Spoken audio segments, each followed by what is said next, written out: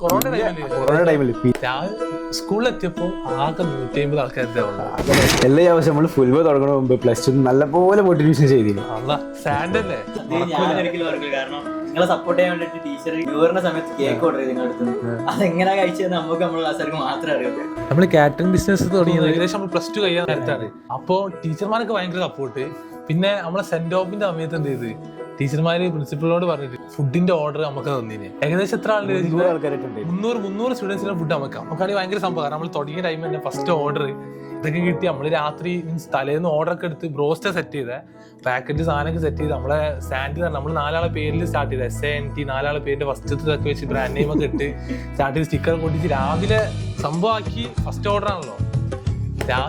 സ്കൂളിലെത്തിയപ്പോ ആകെ 150 ആൾക്കാരുടെ ആകെ ലോക്കെ പറഞ്ഞാല് ഫണ്ട് പ്രോപ്പർ ഇതിന്റെ ഫണ്ട് നമുക്ക് അറിയല്ലോ. സ്വാഭാവികമായിട്ട് ഓരോ ക്ലാസ്സിലെ മെയിൻ ആൾക്കാരുണ്ടാവില്ല. കുറച്ച് ആൾക്കാർ ഒരു കളക്ട് ചെയ്തിട്ട് നമ്മളെ എത്തുമ്പോത്തിന് നല്ല ടൈം എടുക്കും. അതേ സംഭവം തന്നെയാണ്. ഫണ്ട് പ്രോപ്പർ ആയിട്ട് കിട്ടിയില്ല. ആകെ കൊറോണ ടൈമില് പിന്നെ നമ്മൾ എന്ത് ചെയ്ത് ഒന്നും ചെയ്യാൻ കഴിയില്ലല്ലോ. ഫണ്ട് കുറെ എക്സാമിന്റെ ടൈം ആ ടൈമിൽ എന്ത് ചെയ്ത് നമ്മള് ക്ലാസ് 2 ദിവസം കുട്ടികളെ വെച്ചുകൊണ്ട് ഓരോരുത്തരും വീട്ടിൽ പോവാ ഫണ്ട് കളക്ട് ചെയ്ത് കെഞ്ചലേരി 50 രൂപ 10 രൂപ ഓരോരുത്തരും വീട്ടിൽ പോകും. ഇങ്ങനെ കാര്യം പറയും. ഫണ്ടിന്റെ ഇഷ്യൂ വന്ന് ലാസ്റ്റ് പ്രിൻസിപ്പൾ നമ്മളെ ബുദ്ധിമുട്ടുകളെ കണ്ടപ്പോ ഫണ്ട് ഫുള്ള് കിട്ടിയിട്ടില്ലേ. ഇങ്ങോട്ട് പ്രിൻസിപ്പൽ ലാസ്റ്റ് പിന്നെയും ഫണ്ട് ചെയ്ത് അങ്ങനെ അങ്ങനെയൊക്കെ പോയി ലാസ്റ്റ് വൃത്തിക്ക് പൂട്ടിയില്ല. വൃത്തി പൂട്ടി. ഇപ്പൊ ഉഷാറായിട്ട് ഉത്ഭവം സ്റ്റാർട്ട് ചെയ്തു.